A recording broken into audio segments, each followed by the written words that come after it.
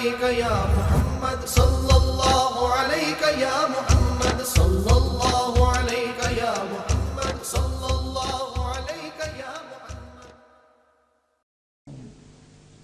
اور اس اللہ کا کیا فائدہ ہے؟ ایک اور فائدہ ہے، بہت زبردست فائدہ ہے، جس سے لوگ ولی بن جاتے ہیں۔ آپ دیکھیں، آپ کا کوئی دوست امریکہ میں بیٹھا ہے، آپ اس کو 40 دن دل سے یاد کریں، یقین کریں اس کا خط آ جائے گا، دل کو دل سے رائے۔ اور جب آپ اللہ تعالیٰ کو دل کی گہرائیوں سے یاد کریں گے، وہ تو کئی دوستوں اور کوئی ماؤں سے بھی زیادہ مہربان ہے۔ ہر وقت اللہ اللہ کریں گے، ہر وقت اللہ اللہ کریں گے، اللہ اللہ کرنے سے آپ کے دل میں اللہ کی محبت ہو جائے گی۔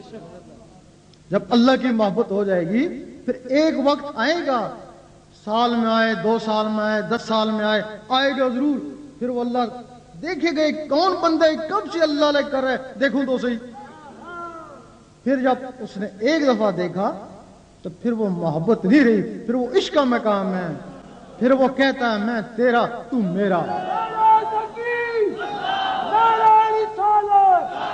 جب رب سے محبت ہوگی، رب سے عشق ہو گیا، تو رب کے حبیب سے بھی عشق ہو گیا، کیونکہ وہ خدا بھی نہیں اور جدا بھی نہیں۔ جب رب کے حبیب سے عشق ہو گیا تو سب ولیوں سے عشق ہو گیا۔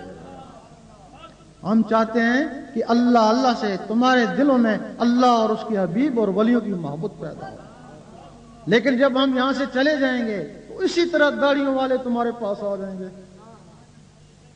وسوسوں کے ذریعے اللہ اللہ کو نکالنے کی کوشش کریں گے، دلوں میں وسوسے ڈالیں گے۔ وسوسوں کا مقصد یہ ہوگا کہ ان دلوں سے اللہ اللہ نکالو۔ پھر تم یہ سوچ لینا کہ وسوسے کون ڈالتا ہے، قل اعوذ برب الناس سے پڑھ لینا، پتہ چل جائے گا وسوسے کون ڈالتا ہے، یا خناس یا جن یا ان کی طرح کے جو لوگ ہوتے ہیں۔ اس وجہ سے جو لوگ ذکر لینا چاہتے ہیں، ان کے دل میں اگر کوئی سوال ہو تو ذکر لینے سے پہلے دلوں کی صفائی کر لو۔ اگر کوئی سوال ہے ہمارے متعلق یا لٹریچر کے متعلق تو پوچھ لو۔